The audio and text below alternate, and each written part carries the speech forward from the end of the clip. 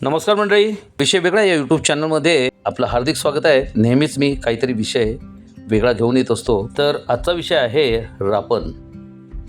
तर चला पाहूया रापण म्हणजे काय ते.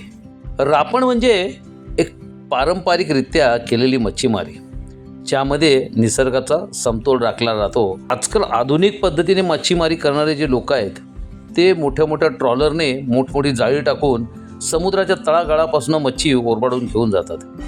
असं जर केलं तर समुद्रात मत्स्य बी राहणार कसं? आणि ही आमच्या कोकणातल्या कोळी बांधवांची पारंपरिक मच्छी मारण्याची पद्धत. यामुळे निसर्गाचा समतोल राखला जातो. ही मोठ्या आकाराची मोठ्या होलची जाळी असतात ज्यामध्ये खाण्याजोगी मच्छी पकडली जाते आणि लहान लहान मच्छी ही वाढण्यासाठी समुद्रात तशीच त्या जाळ्यातून निघून जाते.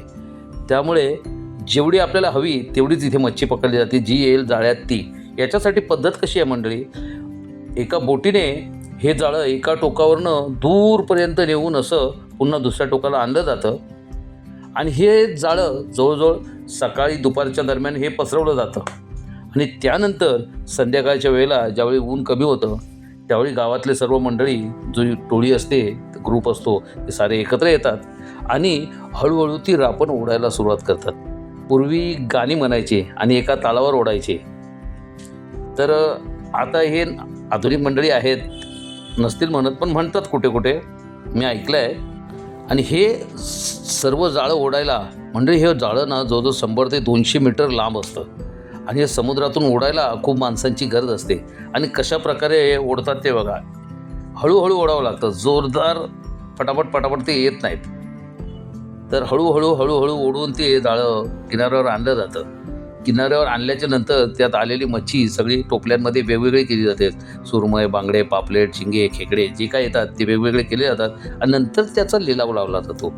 आणि तिथे दुरून दुरून आलेले लोक स्वस्त आणि ताजी मच्छी घेऊन जातात. खरोखर अतिशय चविष्ट असते ही मच्छी, ताजी. आपण मच्छी मार्केटमध्ये गेलो ना की टोपलीमध्ये सुरमई, बांगडा, हलवा, पापलेट हे मेलेलेच असतात, बर्फातली असतात.